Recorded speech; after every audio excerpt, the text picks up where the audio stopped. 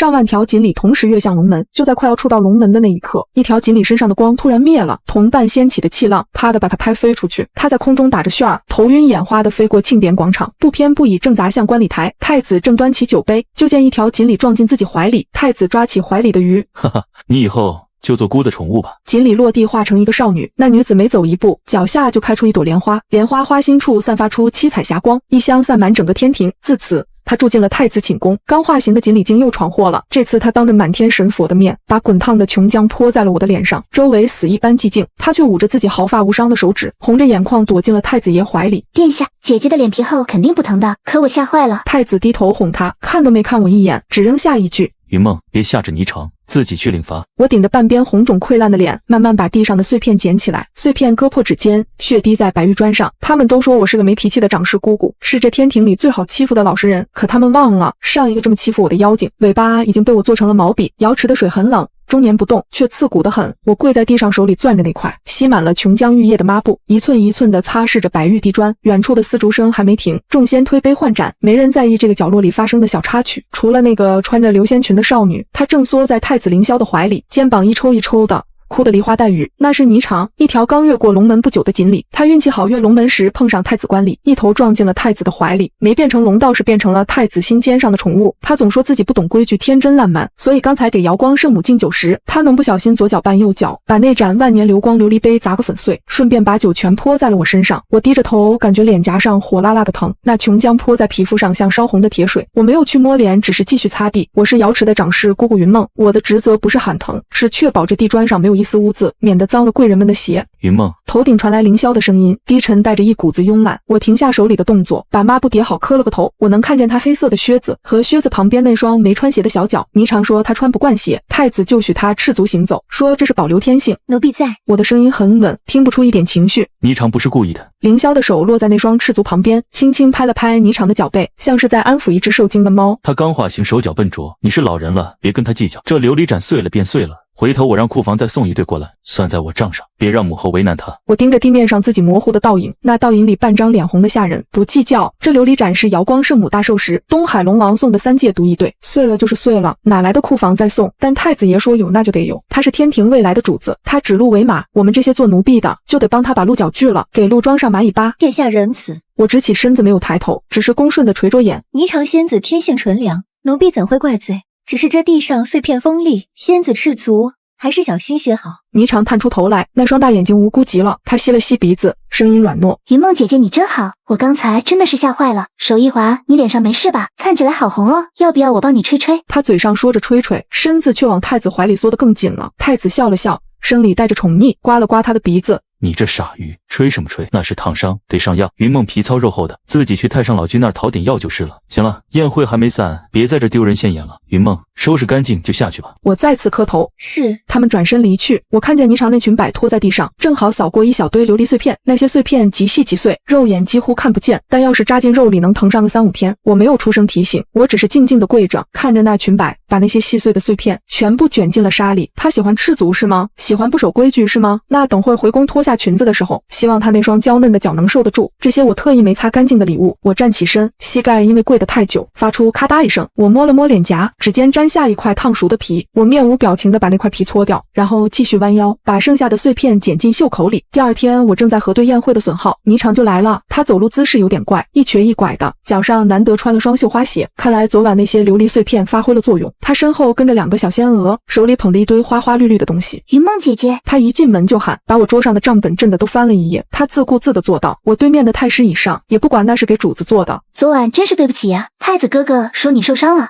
让我来看看你。你看，这是我从东海带来的珍珠粉，敷脸可好用了。他一挥手，身后的小仙娥就把一盒粉搁在我满是墨迹的账本上。我瞥了一眼那粉，粗糙的很，估计是墨贝壳剩下的边角料，凡间女人用了都得烂脸，更别说神仙。多谢霓裳仙子。我没动那盒粉，只是把账本从粉盒底下抽出来，拿起毛笔在损坏那一栏里又添了一笔：东海珍珠粉1盒，污损公账折价3文。哎呀，姐姐你怎么这么冷淡吗？霓裳嘟起嘴，身子前倾，趴在桌子上凑到我面前。她身上有股浓烈的鱼腥味，混着太子宫里那昂贵的龙涎香，闻起来像是一条死了3天的鱼被扔进了香炉里。太子哥哥说你最懂规矩了，可我觉得规矩好无聊哦。天庭这么大，大家开开心心的不好吗？为什么非要分什么尊卑呢？他眨巴着眼睛，一脸求知若渴。我放下笔，抬头看他，他这是在给我上课呢。这套众生平等、天性自由的论调，把太子迷得七荤八素，觉得他是这腐朽天庭里唯一的一股清流。仙子说的是。我微微一笑，起身从旁边的火炉上提起铜壶。既然仙子来了，云梦给仙子倒杯茶，这是瑶光圣母赏的毛峰。平日里我都舍不得喝。我拿过一个杯子，手腕悬在半空，滚烫的开水注入杯中，热气腾腾。我把茶杯往前推了推，推到他手边。仙子请用。霓裳毫无防备，伸手就去拿，杯壁很烫，他指尖刚碰到就缩了回去，手臂一挥，那杯滚烫的茶水直接泼了出来，都洒在了我的袖子和胸口上。热水透过薄薄的宫装，瞬间烫红了大片肌肤。哎呀，对不起对不起。霓裳跳起来，手忙脚乱的拿袖子往我身上蹭，嘴里喊着：我不是故意的，这杯子怎么这么烫啊？云梦姐姐，你没事吧？你不会怪我吧？他一边说一边用力擦拭我胸口的水渍，指甲若有若无的划过我刚刚愈合的伤口。他眼底闪过一丝得意，他不是傻，他是坏，他知道昨晚我看见了，他故意摔杯子，他今天是来给我立规矩的。我抓住他乱动的手，力道很大，捏得他手腕生疼。他愣了一下，想抽回去，却发现抽不动。仙子客气了。我凑近他，声音压得很低，带着一股子寒气。这茶烫不烫，仙子心里没数吗？就像那琉璃盏滑不滑，仙子也是知道的。只不过这里没有太子，也没有别的神仙，你泼我一身水，我也能让你在这里脱层皮。霓裳脸色变了，那股天真劲儿退了下去，露出了一点狰狞。你敢？我是太子的人，你一个下贱的奴婢！我松开手后退一步，顺手打翻了桌上那盒珍珠粉，白色的粉末撒了一地，扬起一阵灰。我是奴婢，但我是管规矩的奴婢。仙子既然不懂规矩，那今日就在这里学学怎么擦地吧。这珍珠粉撒了可惜。仙子用手一点点捻起来，什么时候捻干净了，什么时候走。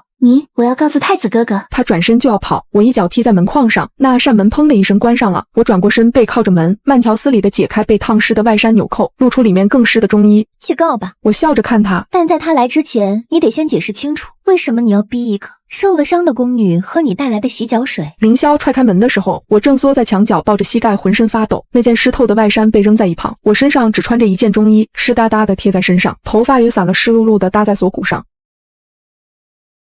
霓裳站在屋子中央，手里还抓着那个空茶杯，一脸懵逼。他本来是想砸我的，但被我躲开了，杯子砸在墙上碎成了花。云梦，凌霄一眼就看见了缩在角落里的我，然后才看见霓裳。他皱着眉头，大步跨进来，身上带着雷霆之怒。这是怎么回事？霓裳，你在干什么？太子哥哥。霓裳看见救星，哇的一声哭出来。是他欺负我，他锁着门不让我走，还把水泼自己身上陷害我。你看他还逼我擦地。他指着地上那滩珍珠粉，可惜在凌霄眼里，这画面完全是另一个故事。一个楚楚可怜的受害者缩在墙角，而他那个天真烂漫的小情人正张牙舞爪地站在屋子中间，脚下踩着一片狼藉。我没说话，只是把身体缩得更紧了些，喉咙里溢出一声啜泣，这声音刚好能钻进男人的耳朵里，像猫爪子挠了一下。凌霄的视线在我身上定住了，他是个正常男人，哪怕是神仙也是男人。我这副样子比起霓裳那种干瘪的豆芽菜冲击力要大得多。他看见了我红透的耳根，也看见了我腿上那些淤青。够了！凌霄一把推开扑上来的霓裳，语气里带着点烦躁。你说他欺负你，他一个没法力的宫女，敢欺负你这个千年大妖还锁门，这门是楠木的，你一尾巴就能扫烂，你当我是傻子吗？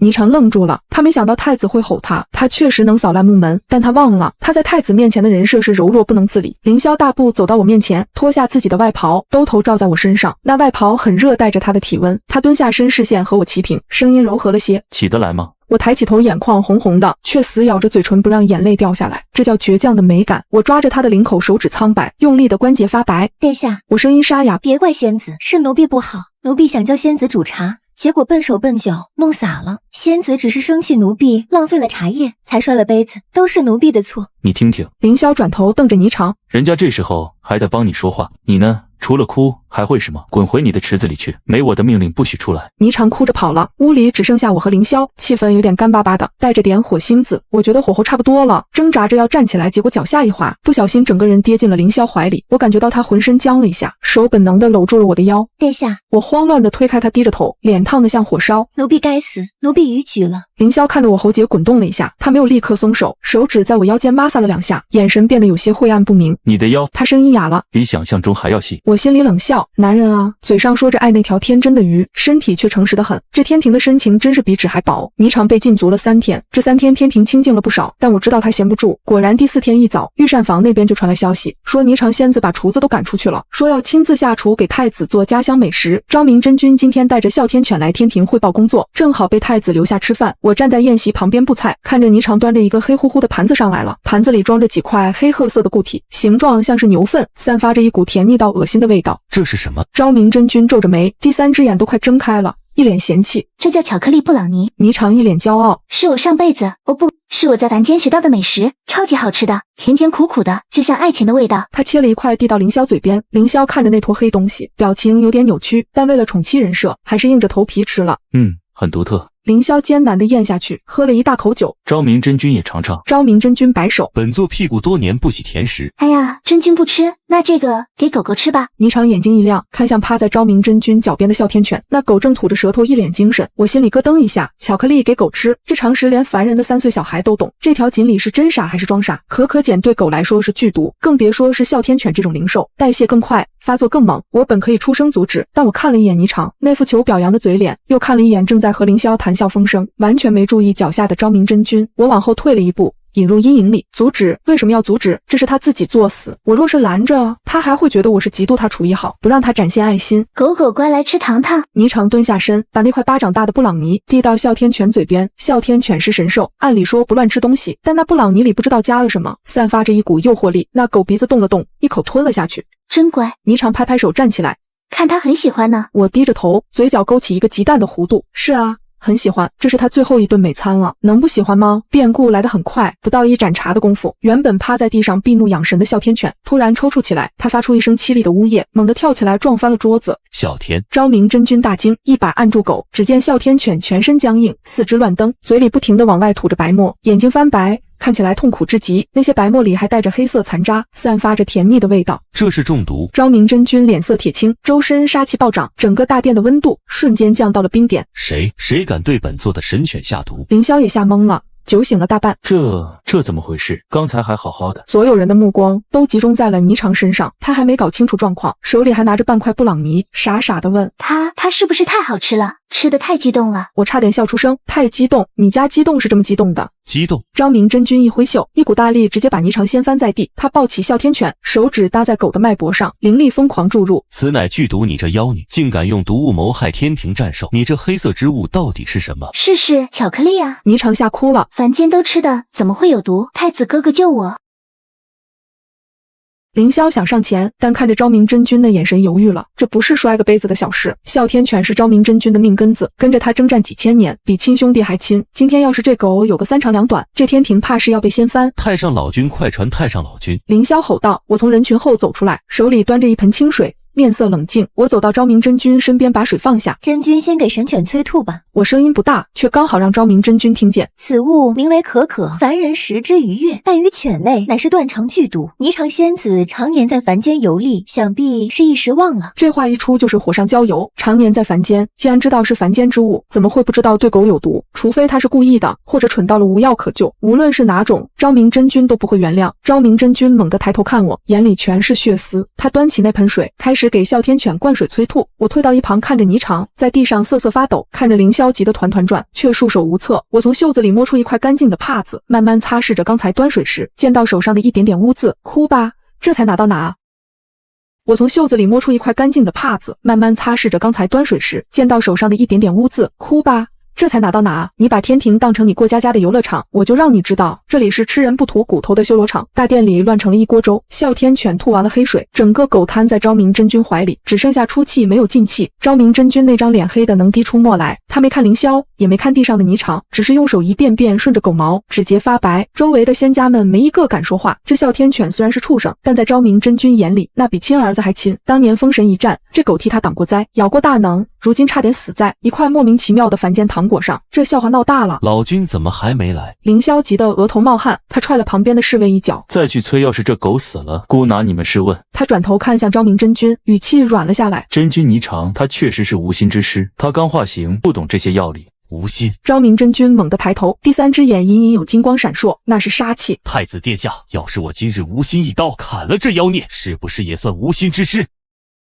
无心。昭明真君猛地抬头，第三只眼隐隐有金光闪烁，那是杀气。太子殿下，要是我今日无心一刀砍了这妖孽，是不是也算无心之失？霓裳吓得尖叫一声，连滚带爬的躲到凌霄身后，抓着他的腰带不撒手，鼻涕眼泪全蹭在那龙袍上。呜呜，我不是妖孽，太子哥哥他好凶，我只是想分享美食而已，为什么大家都要怪我？我站在角落，手里还拿着那块脏了的帕子，看着他这副样子，我心里只觉得好笑。这锦鲤精大概以为这还是在他那个小池塘里撒个娇吐个泡泡，别人就得围着他转。可惜昭明真君不吃这一套。云梦，昭明真君突然喊了我一声，我立刻上前跪下。奴婢在。去库房取回混蛋，还有拿把刀来。凌霄脸色大变，真君，你要刀做什么？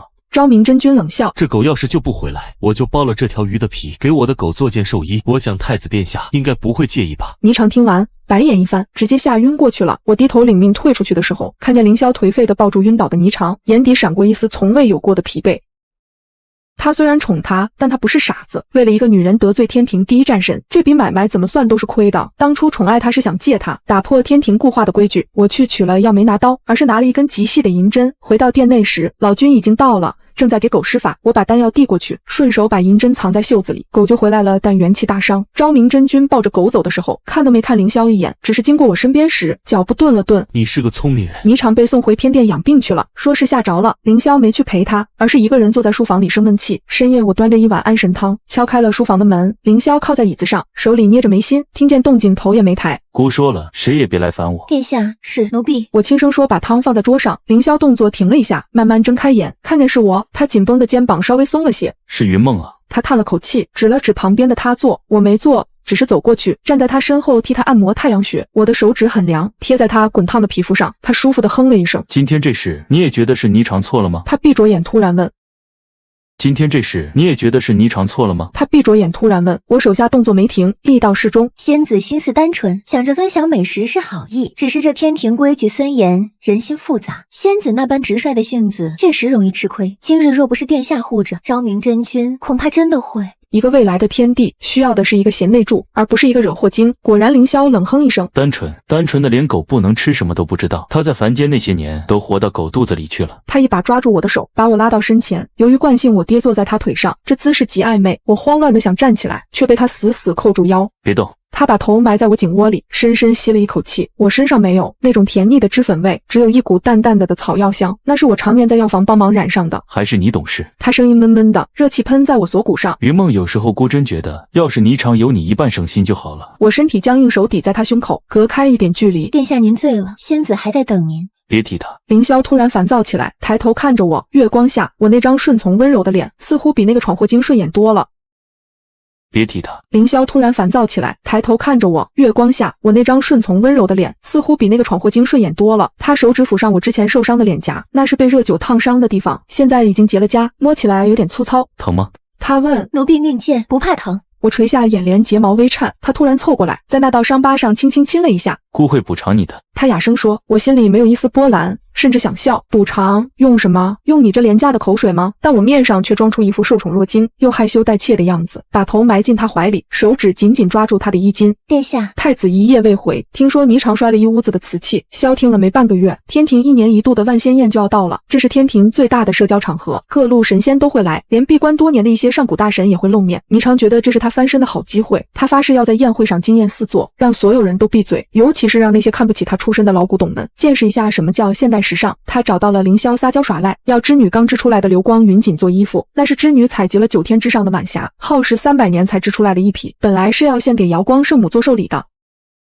他找到了凌霄撒娇耍赖，要织女刚织出来的流光云锦做衣服，那是织女采集了9天之上的晚霞，耗时300年才织出来的一匹，本来是要献给瑶光圣母做寿礼的。凌霄一开始是拒绝的，但架不住霓裳1哭2闹3上吊，再加上他最近对霓裳确实有点心怀愧疚，最后大手一挥准了。织女送不来的时候眼睛红肿，他抱着那匹云锦手都在抖。云梦姑姑，织女拉着我的袖子哭着，这可是我的心血啊，太子殿下怎么能给那个妖精糟蹋？我拍拍她的手，接过云锦，那布料轻若无物，摸在手里像是抓住了一团光。织女妹妹慎言。我看了看四周，压低声音。殿下的命令，咱们做奴才的只有听的份。你放心，这布料既然到了我手里，我定会让它物尽其用。织女愣了一下，看着我那抹意味深长的笑，似乎明白了什么，擦干眼泪，默默退了下去。我抱着云锦去了霓裳那儿，他正拿着一把剪刀，在纸上画着鬼画符。见我进来，眼睛一亮，直接扑过来抢走了云锦。哇，这就是流光云锦，太美了。他把布料往身上一披，转了个圈。这种材质做古装太浪费了，我要做一件露背鱼尾裙，绝对秒杀全场仙子。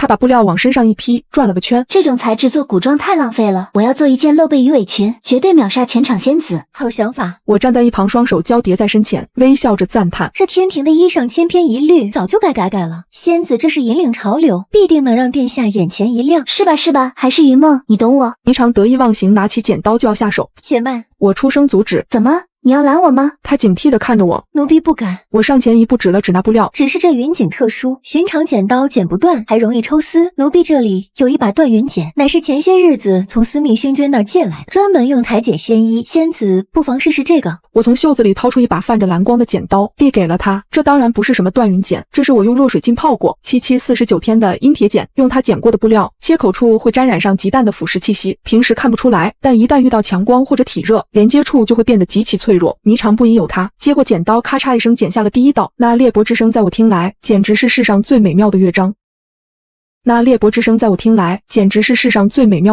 剪吧，多剪点。你剪掉的不是布，是你那太子妃的美梦。万仙宴当晚，瑶池边灯火通明，锐气千条。我作为长侍姑姑忙前忙后的指挥着，凌霄坐在主位下手，看起来有点紧张，不时往入口处张望。他知道今晚霓裳要搞大事，既期待又害怕。终于随着一声太子侧妃到，全场安静了下来。霓裳出场了，她穿着那件用流光云锦做成的鱼尾裙，说是裙子，其实更像是几块布凑在一起，大片雪白的背脊露在外面，胸口开得极低，裙摆紧紧包裹着臀部，下面撒开像鱼尾。那云锦确实美，在灯光下流光溢彩，衬得她皮肤发光。但问题是这里是天庭，坐在上面的是瑶光圣母和天帝，周围全是得道高人、菩萨罗汉。她这身打扮在凡间红毯上，也许能上头条，但在这里就像是青楼花魁，闯进了大雄宝殿，这成何体统？瑶光圣母手里的玉如意重重一拍，脸色瞬间拉了下来，伤风败俗，简直伤风败俗！几个老神仙赶紧捂住眼睛，嘴里念叨着非礼勿视。凌霄的脸色也僵住了，他想过霓裳会穿得特别，没想到这么特别。他刚想起身说点什么圆场，霓裳却已经自信满满的走到了大殿中央。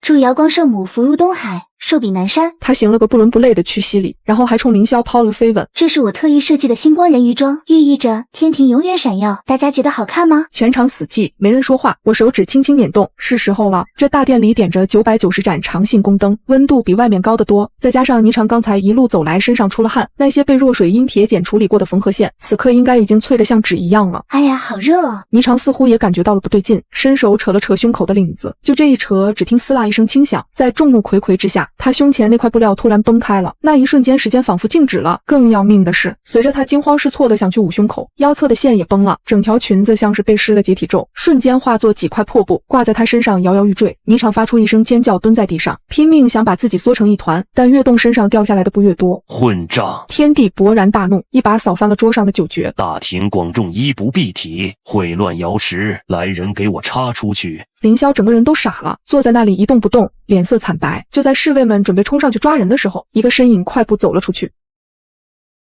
大庭广众，衣不蔽体，秽乱瑶池，来人给我插出去！凌霄整个人都傻了，坐在那里一动不动，脸色惨白。就在侍卫们准备冲上去抓人的时候，一个身影快步走了出去。是我脱下自己身上那件外袍，大步走到霓裳身边，一抖一劈把她整个人裹了起来，动作行云流水，没有一丝犹豫。我跪在地上，挡在霓裳身前，额头重重磕在地砖上，发出咚的一声闷响。陛下息怒，娘娘息怒。我声音清亮，不卑不亢。霓裳侧妃年幼无知，受了奸人蒙蔽，穿了这劣质衣裳。今日乃是娘娘寿诞，大喜的日子，不宜见罪。奴婢斗胆，恳请陛下允许奴婢先带侧妃下去更衣，免得污了各位仙家的眼。全场鸦雀无声，所有人都看着我，一个是赤身裸体、丑态百出的太子宠妃，一个是衣衫整齐、进退有度的长侍姑姑，这对比太强烈了。瑶光圣母看了我一眼，眼神里多了几分赞赏。这宫里倒是还有个懂事的。瑶光圣母冷冷地开口：既然云梦求情，那就先带下去吧。凌霄，这就是你选的好侧妃，真是让我大开眼界。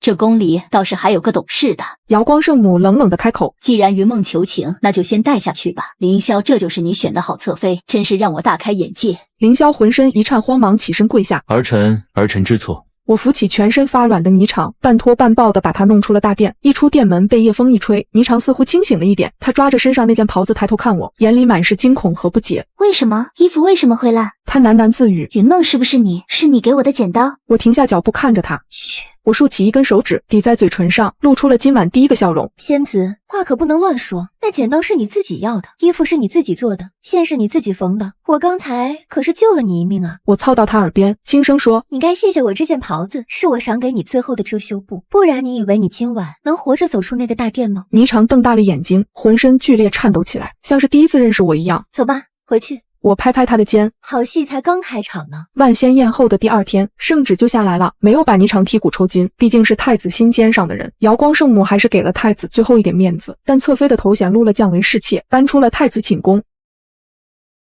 万仙宴后的第二天，圣旨就下来了，没有把霓裳剔骨抽筋，毕竟是太子心尖上的人。瑶光圣母还是给了太子最后一点面子，但侧妃的头衔录了降为侍妾，搬出了太子寝宫，被扔到了瑶池最西边的观雪斋。名字听着雅致，其实就是个冷宫，湿气重，离瑶池排水口近，晚上睡觉能听见哗啦啦的臭水声。我去给他送行，霓裳坐在乱糟糟的行李堆里，眼睛肿得像两个核桃。看见我进来，他没像以前那样扑过来喊姐姐，而是往后缩了缩，眼神里透着恐惧。云梦，你来干什么？来看我笑话？我指挥着两个粗使婆子，把一筐新鲜的物资放在地上，那是一筐受了潮的银霜炭，烧起来烟大火小，熏得人流眼泪，但冻不死人。霓裳侍妾说笑了。我走过去，居高临下的看着他。奴婢是奉了太子殿下的命，来给您送冬日用度的。殿下说了，您是水族，喜欢阴凉，这观雪斋最适合您养性子。这炭火虽然不是金丝炭，但也是内务府的一片心意。他不会这么对我的。霓裳激动起来，抓起一个枕头扔向我。是你挑拨离间。太子哥哥说过，他最爱我的。他说我是他见过最特别的女孩。我偏头躲过那个枕头，看着他落在地上沾了灰。您确实特别。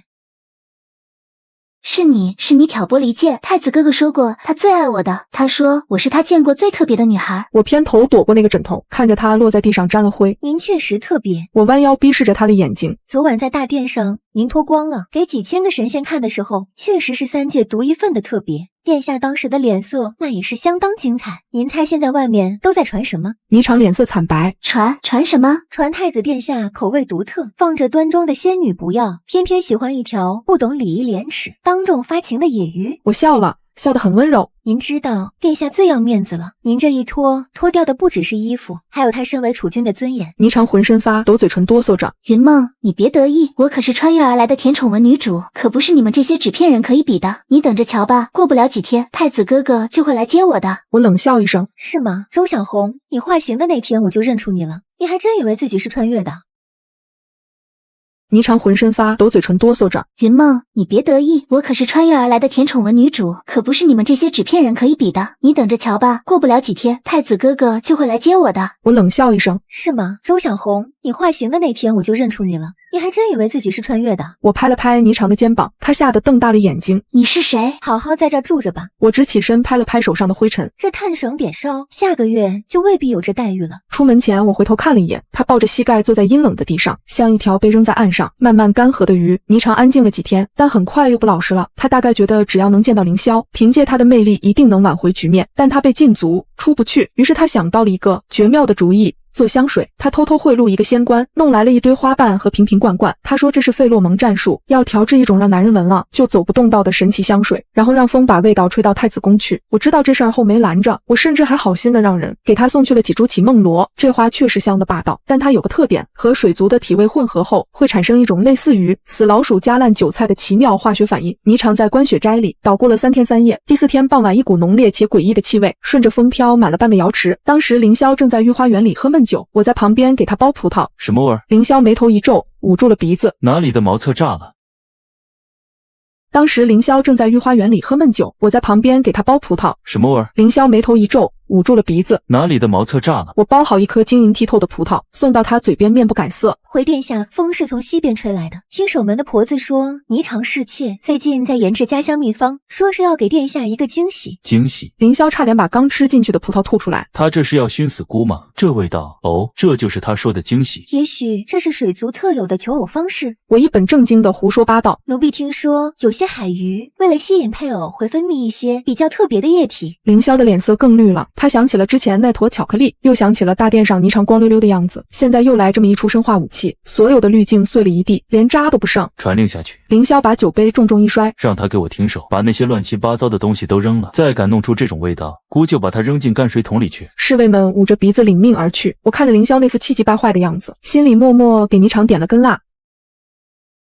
把那些乱七八糟的东西都扔了，再敢弄出这种味道，姑就把他扔进泔水桶里去。侍卫们捂着鼻子领命而去。我看着凌霄那副气急败坏的样子，心里默默给霓裳点了根蜡。你想搞香妃影蝶那一套，可惜啊，你没那个金刚钻就别揽瓷器活，被那股味道熏得没了兴致。凌霄没回寝宫，而是鬼使神差的跟去了我的住处。我这里很小但很干净，窗台上养着几株淡雅的兰草，空气里弥漫着淡淡的书卷气和药香。和霓裳那里的乌烟瘴气相比，这里简直是人间净土。凌霄一进来，整个人都放松了，他瘫坐在我那张木榻上，长出了一口气。还是你这儿舒服。他闭着眼，声音里透着疲惫。我没说话，只是点了一炉安神香，又去打了盆热水。我跪在他脚边，脱去他的靴子，把他的脚放进热水里轻轻按摩。殿下累了。我低着头，手法娴熟。心累。凌霄看着我的发顶。云梦，你说姑是不是瞎了眼？当初怎么就觉得她那种咋咋呼呼的性子是可爱呢？现在看来简直是蠢不可及。殿下只是喜欢新鲜。我抬起头，手上没停。宫里的日子太闷了，规矩太多了，霓裳侍妾像是一阵乱撞的风，殿下一时觉得有趣也是常情，只是风刮大了是会伤人的。殿下只是喜欢新鲜。我抬起头，手上没停。宫里的日子太闷了，规矩太多了，霓裳侍妾像是一阵乱撞的风，殿下一时觉得有趣也是常情，只是风刮大了是会伤人的。凌霄盯着我看，灯光下我皮肤细腻，眼神平静如水。我不是那种一眼惊艳的美人，但我像水，能包容他所有的情绪，洗去他所有的烦躁。他突然弯腰，一把拉住我的手，把我从地上拉起来，拽进怀里。水盆被打翻了，水泼了一地，但这次没人在意。云梦，他的手扣住我的后脑勺，呼吸变得急促。你跟了姑300年了，这300年你从来没出过错，也从来没求过赏，你到底想要什么？我想要什么？我想要你的命，想要这天庭大乱，想要看那些神仙跌落尘埃，但我不能说。我顺势靠在他肩上，手指轻轻画着他胸口的龙纹，声音软得像一滩水。奴婢什么都不要，奴婢只想殿下顺心随意，殿下高兴，奴婢就高兴，殿下难过，奴婢就难过。这话太假了，但对于此刻挫败感爆棚的凌霄来说，这就是最好的迷魂汤。他猛地吻了下来，是把这段时间受的气全部发泄在我身上。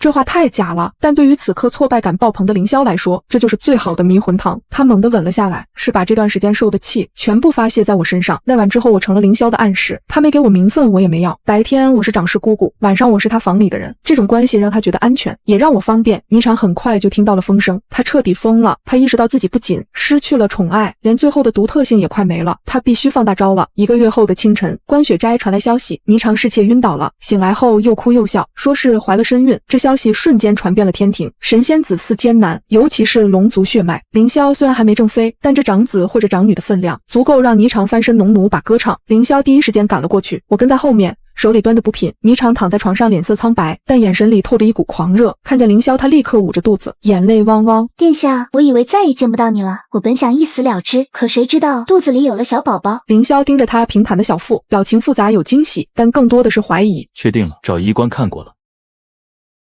看见凌霄，他立刻捂着肚子，眼泪汪汪。殿下，我以为再也见不到你了，我本想一死了之，可谁知道肚子里有了小宝宝。凌霄盯着他平坦的小腹，表情复杂，有惊喜，但更多的是怀疑。确定了，找医官看过了。看过了。霓裳抢着回答，我自己就懂医理，这是喜脉，而且我能感觉到他有龙气。他买通了小医官，伪造了脉案。他想着先把人稳住，等复了宠再想办法流产，然后嫁祸给我。这是宫斗剧里最烂俗的套路，但他觉得有效。凌霄转头看我，我上前一步，笑得满脸喜气。恭喜殿下，贺喜殿下，这可是天大的喜事。既然霓裳主子有了身孕，那这关雪斋肯定是不能住了，不仅要搬回去，还得好好养着。霓裳得意地看了我一眼，那意思是看吧，你斗不过我。我回了他一个更灿烂的笑，傻姑娘，你要是不装怀孕，我也许还得费点劲才能弄死你，你这是不作就会死。霓裳搬回了暖阁，待遇恢复了，甚至比以前更好。瑶光圣母虽然不喜欢他，但看在孩子的份上，也送了不少补品。这个月由我全权负责照顾霓裳，我每天亲自熬药送饭，那药是最顶级的安胎药，没毒，真的没毒。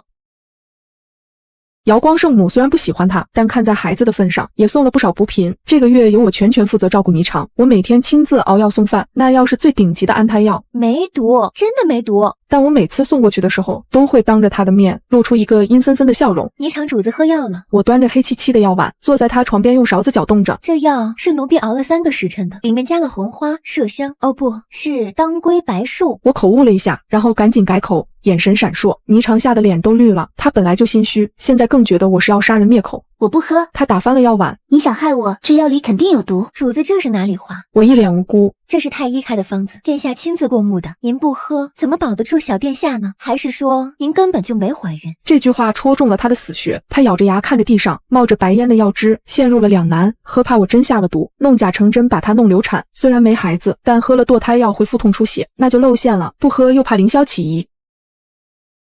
就在这时，凌霄进来了，死一般的寂静。怎么回事？又吵什么？我跪下拿着手帕擦眼泪。殿下，霓裳主子不肯喝安胎药，说奴婢下了毒，奴婢冤枉啊！奴婢愿意以死明志。说着，我捡起地上的碎瓷片，做事要往脖子上划。凌霄吓了一跳，赶紧踢开我手里的瓷片，把我拉起来。胡闹！他瞪了霓裳一眼。云梦跟了我这么多年，怎么会害我的骨肉？你别太敏感了，再熬一碗来，我亲自喂你。霓裳绝望了。第二碗药端来了，凌霄接过去，吹凉了送到他嘴边。喝！他命令道。霓裳看着那碗药，又看了看站在凌霄背后，正冲着他无声做口型的我。我的口型是灭灵散。啊，我不喝，我不要死。霓裳崩溃了，一把推开凌霄，药碗再次打翻，泼了凌霄一身。他缩到床角，抱着头尖叫：我没怀孕，我没怀孕，别杀我，我是骗你们的，我肚子里没孩子，别给我灌药。凌霄保持着喂药的姿势，药汁顺着他的龙袍往下滴。他慢慢转过头看着霓裳，眼神从惊愕变成了冰冷。霓裳缩在床角，抱着被子，浑身抖得像筛糠，他脸上还挂着泪，鼻涕泡都出来了，那副楚楚可怜的样子，现在看起来只剩下滑稽。他缩到床角，抱着头尖叫：我没怀孕，我没怀孕，别杀我，我是骗你们的，我肚子里没孩子，别给我灌药。凌霄保持着喂药的姿势，药汁顺着他的龙袍往下滴。他慢慢转过头看着霓裳，眼神从惊愕变成了冰冷。霓裳缩在床角，抱着被子，浑身抖得像筛糠，他脸上还挂着泪，鼻涕泡都出来了，那副楚楚可怜的样子，现在看起来只剩下滑稽。凌霄低头看着自己龙袍上那一大滩褐色的药渍，那是安胎药。他没有暴怒，没有大吼，甚至没有摔东西，他只是慢慢的一点点地抬起手，把手里那个已经空了的药碗轻轻放在了床边的矮几上。你说你骗了姑？凌霄开口了，声音沙哑。我不是故意的。霓裳拼命摇头。是云梦，是他吓我，我怕死。太子哥哥，我是因为太爱你了，我怕失去你，才想到这个办法的。爱我？凌霄突然笑了，他转过身看着我，我还跪在地上，手里紧紧攥着那块碎瓷片，脖子上还有一道我刚刚自己划出来的血痕，很浅淡血珠子渗出来，看着很吓人。凌霄指着我，云梦这个女人跟了姑300年，刚才为了证明清白，她敢拿命去赌，而你呢？你为了争宠，拿姑的子嗣开玩笑，拿整个天庭的脸面开玩笑。母后昨天还赐了千年灵芝，父帝连孩子名字都想好了，你现在告诉我是假的。凌霄指着我，云梦这个女人跟了姑300年，刚才为了证明清白，她敢拿命去赌，而你呢？你为了争宠，拿姑的子嗣开玩笑，拿整个天庭的脸面开玩笑。母后昨天还赐了千年灵芝，父帝连孩子名字都想好了，你现在告诉我是假的。凌霄闭上眼，深吸一口气，再睁开时，眼里那点最后的情意全没了。他声音冰冷，传姑的旨意，把霓裳拖下去，踢去仙骨，打回原形。姑这辈子都不想再听见他说一句人话。不要，太子哥哥，你不能这么对我。霓裳疯了一样扑过来，想抓凌霄的衣角。凌霄一脚踹在他肩膀上，把他踹翻在地。别碰姑姑嫌躁。侍卫们冲进来，像拖死狗一样，把尖叫挣扎的霓裳拖了出去。屋子里安静了，只剩下我和凌霄。他站在那儿，肩膀塌了下去，像是瞬间老了10岁。我西行2步上前，用干净的袖子一点点擦去他衣板上的药渍。殿下，我轻声唤他，别脏了手，剩下的事交给奴婢办吧。霓裳没死，我给凌霄提了个建议，我说踢去仙骨太血腥了，不如留他一条命，把他变回鱼养在荷花缸里，也算是殿下仁慈，给众仙做个宽厚的榜样。凌霄同意了，他现在对我言听计从。深夜我提着一盏灯去了那个荷花缸。我西行2步上前，用干净的袖子一点点擦去他衣板上的药渍。殿下，我轻声唤他，别脏了手，剩下的事交给奴婢办吧。霓裳没死，我给凌霄提了个建议，我说踢去仙骨太血腥了，不如留他一条命，把他变回鱼养在荷花缸里，也算是殿下仁慈，给众仙做个宽厚的榜样。凌霄同意了，他现在对我言听计从。深夜我提着一盏灯去了那个荷花缸，缸里水很浑，飘着几片烂叶子，一条红色的锦鲤孤零零的在水里游动，它身上的鳞片掉了不少，看起来斑驳丑陋。看见灯光，那鱼游了过来，嘴巴张张合合，吐出一串泡泡咕噜。它想说话，但它已经没有声带了，它只是一条鱼。我蹲下身，手指轻轻敲了敲缸壁。霓裳仙子，哦不，小红。我笑着看他，这水还习惯吗？没有太子殿下的龙涎香，没有流光云锦，也没有那些乱七八糟的巧克力，这里只有烂泥和子爵。你前世欠的债没还清就想登天，这世间从没有不劳而获的好运，更没有可以肆意践踏他人的特权。你不是甜宠文女主，只是个不知悔改的霸凌者。这缸浑水是你自己选的归宿。那鱼疯狂地撞击着缸壁，发出咚咚的闷响，把水花溅得到处都是。他恨我。我知道，别激动。我从袖子里掏出一小包鱼食，慢慢撒进去。其实我没撒谎，那碗安胎药真的是安胎药，那个说灭灵散的口型也是我故意做给你看的。你不是甜宠文女主，只是个不知悔改的霸凌者。这缸浑水是你自己选的归宿。那鱼疯狂地撞击着缸壁，发出咚咚的闷响，把水花溅得到处都是。他恨我。我知道，别激动。我从袖子里掏出一小包鱼食，慢慢撒进去。其实我没撒谎，那碗安胎药真的是安胎药，那个说灭灵散的口型也是我故意做给你看的。鱼停住了，呆呆地飘在水面上。你要是咬死了，说自己怀孕了，喝了那碗药，什么事都没有。等过几个月肚子没大，你可以说是滑胎了，或者随便找个理由赖在我头上。那时候凌霄还在兴头上，他会信你。我拍拍手上的碎屑，站起身。可你不行啊，你心虚，你怕死，你蠢。我只是动了动嘴皮子，你就自己把自己送进了这口缸里。我吹灭了灯，慢慢游吧。听说锦鲤能活很久，你有的是时间后悔。你这辈子走错的每一步。处理完霓裳，凌霄大病了一场。这场病一半是气的，一半是吓的。他怕父帝觉得他识人不明，怕众仙笑话他昏庸。这段时间我衣不解带地伺候他，我喂他喝药，给他读奏折，帮他处理公务。我模仿他的笔记批阅文书。一开始他还看两眼，后来发现我批的比他还妥帖，处理的比他还圆滑，他就彻底放手了。处理完霓裳，凌霄大病了一场。这场病一半是气的，一半是吓的。他怕父帝觉得他识人不明，怕众仙笑话他昏庸。这段时间我衣不解带地伺候他，我喂他喝药，给他读奏折，帮他处理公务。我模仿他的笔记批阅文书。一开始他还看两眼，后来发现我批的比他还妥帖，处理的比他还圆滑，他就彻底放手了。半个月后，他身体大好，拉着我的手让我坐在他身边。他看着我，眼神里满是深情和依赖。云梦这段日子多亏了你，顾想清楚了，那些莺莺燕燕都是过眼云烟，只有你才是真心对顾好。我低头做娇羞状。殿下言重了，这都是奴婢该做的。不，这不够。凌霄从怀里掏出一枚玉印塞进我手里。姑已经向母后请旨，封你为侧妃，等过个几年风头过去了，姑就立你为正妃。云梦以后这太子宫中你说了算。那玉印冰凉，上面刻着繁复的花纹，代表着权力，代表着无数女人梦寐以求的位置。我握着那块玉，心里没有一丝波动，甚至觉得有点沉。他以为这是赏赐，是恩典，他以为我费尽心机赶走霓裳，为的就是这个位置，为的就是能名正言顺地睡在他旁边，真是天真的可爱。谢殿下。我跪下，把玉印举过头顶。奴婢定不负殿下厚爱。凌霄扶起我，把我搂进怀里。今晚留下吧。我靠在他胸口，听着他有力的心跳。赶走霓裳，为的就是这个位置，为的就是能名正言顺地睡在他旁边，真是天真的可爱。谢殿下。我跪下，把玉印举过头顶。奴婢定不负殿下厚爱。凌霄扶起我，把我搂进怀里。今晚留下吧。我靠在他胸口，听着他有力的心跳，眼睛却盯着桌上那盏油灯。油灯忽明忽暗。留下，当然我不仅要留下，我还要看着你一点点变成离不开我的废物。当了侧妃后，我变得更忙了。凌霄越来越懒，他发现只要把事情交给我，就不会出错。父帝夸他最近政务处理得当，母后夸他后宫管理有序，他享受着这些赞誉，每天只负责喝茶、下棋、修炼。他不知道的是，那些奏折上的批红，那些人事调动的名单，全是出自我手。天庭的各路神仙慢慢也回过味来了。起初他们来太子宫是找凌霄，后来他们发现找凌霄没用，凌霄还得问云梦娘娘。于是慢慢的，那些求办事的都转头找我。天河水君给自己的弟弟谋职位。娘娘，这是南海刚进宫的夜明珠，给您把玩。御药院的采办使也来找我。娘娘小仙那个不成器的侄子，想在御马监谋个差事。我照单全收，我不贪财，但我贪权。我把这些人脉资源把柄一点点编织成一张巨大的网，凌霄就坐在这张网的中央。天河水君给自己的弟弟谋职位。娘娘，这是南海刚进宫的夜明珠，给您把玩。御药院的采办使也来找我。娘娘小仙那个不成器的侄子，想在御马监谋个差事。我照单全收，我不贪财，但我贪权。我把这些人脉资源把柄一点点编织成一张巨大的网，凌霄就坐在这张网的中央。有一天晚上，凌霄突然问我，云梦姑最近总觉得精神不济，记性也不太好，是不是修炼出了岔子？我正在给他梳头，手指穿过他乌黑的长发。殿下是太累了，天庭事务繁重，耗费心神，奴婢特意去老君那儿求了定神丹，每日给殿下服用，日子久了自然就好了。还是你贴心。凌霄拍拍我的手，接过我递来的药丸，一口吞下。那当然不是定神丹，那是一种名叫是新的慢性药，它不会会伤人性命，只会让人变得慵懒依赖，意志消沉，慢慢失去独立思考的能力。吃吧，吃的越多，你就越离不开我。我看着铜镜里的自己，那张脸依旧温婉恭顺，挑不出一丝错处，但那双眼睛里却没有一丝温度，只有深不见底的黑。我不爱你，我从来没爱过你，我本是凡间一个最普通的女子。上一世我是一个贫困生，勤工俭学，成绩优异，却因为被周小红嫉妒，被她霸凌致死。天道怜悯，送我来到这个修仙世界。我靠着一步步算计、忍耐往上爬，才修成了仙。我见多了你们这些生来高贵的种，仗着身份践踏别人的努力。霓裳是蠢，你是瞎，你们天生一对。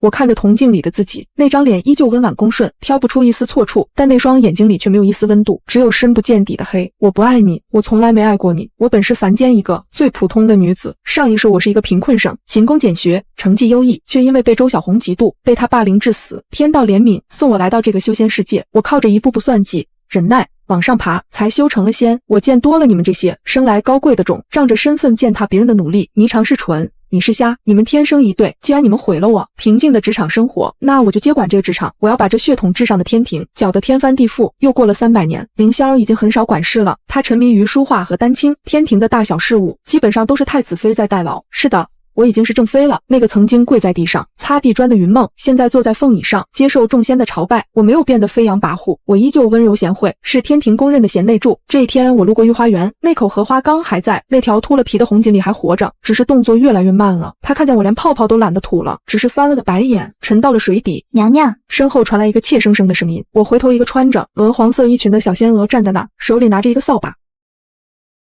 这一天我路过御花园，那口荷花缸还在，那条秃了皮的红锦鲤还活着，只是动作越来越慢了。他看见我连泡泡都懒得吐了，只是翻了个白眼，沉到了水底。娘娘，身后传来一个怯生生的声音。我回头，一个穿着鹅黄色衣裙的小仙娥站在那儿，手里拿着一个扫把。他看着我，眼神里带着崇拜，也带着野心。奴婢新来的迷路了。他眨巴着眼睛。娘娘您真好看，我以后也能像您一样厉害吗？我愣了一下，这场景多熟悉啊！几百年前也有个女孩天真的站在我面前，说规矩很无聊，说要做自己。我走过去，伸手替她理了理乱掉的刘海。当然可以，我笑了，声音温柔，只要你听话懂规矩，别想着走捷径。这天庭啊，路很黄啊，一不小心就会摔进泥里。小仙娥似懂非懂地点点头。叫什么名字？我问。回娘娘，奴婢叫夏芝芝。我嘴角的笑容加深了，又是一个好名字，又是一个充满希望的开始。我转身离去，有侍女通传，娘娘司命星君来访。一回头就见司命星君立于回廊下，石桌上已摆好黑白棋子。云梦口愿对弈一局。他抬眼，眸中带着几分故人独有的熟稔。